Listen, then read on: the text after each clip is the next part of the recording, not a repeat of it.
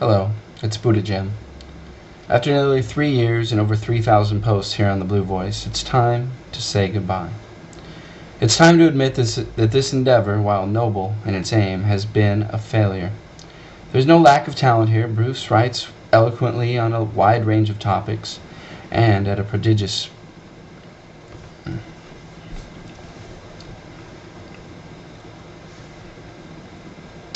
Hello, it's Buddhagem.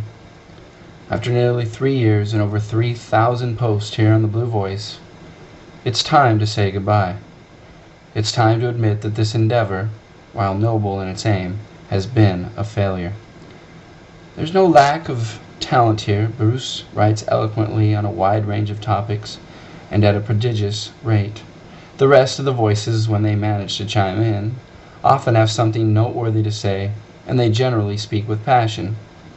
But the group has never coalesced into anything real or meaningful. After nearly 3 years, I still do not know Tank Woman's name. The only way to communicate with the Muse in LA is for her to call me with her number blocked. Marigold seems to represent what is so wrong with the left in general, constantly bickering over the most trivial of matters. Dwayne and Happy seem to be MIA most of the time. There is no Blue Voice. Sadly, there never was. I've tried to stick it out, hoping against hope that things would improve. But the reality is that in 3 years, the readership has steadily declined to its current anemic rate, where most of the visits to this blog and most of the comments made are made by members of the Blue Voice rather than any supposed readership. The self-appointed leader of the group seems more interested in rearranging the pictures on the wall than with finding out why we have no readers. The fact is, without cohesion, you really can't have a group. This doesn't, of course, mean that we need to march in lockstep, but some effort in creating and maintaining a relationship with real people rather than abstract screen names seems necessary.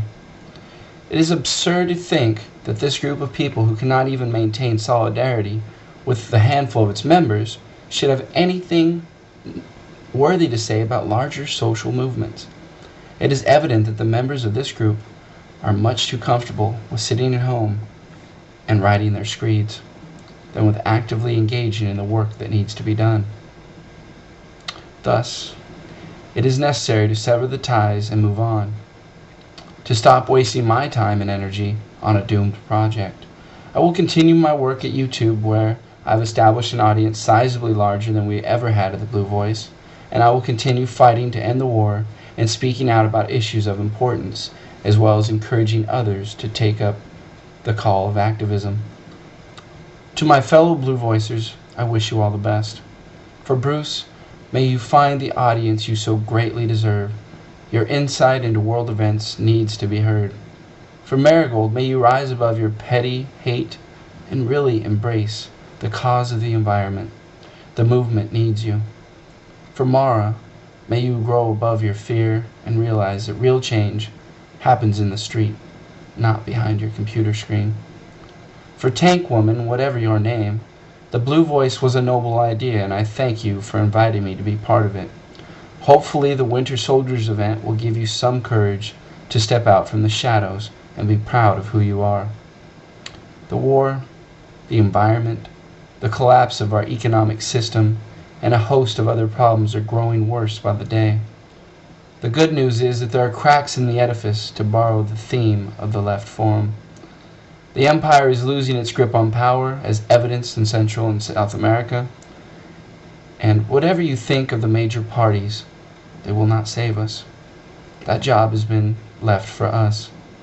It will be up to us to organize and educate our communities, agitate for change, and extend our solidarity beyond our nation's borders to make this a truly internationalist movement.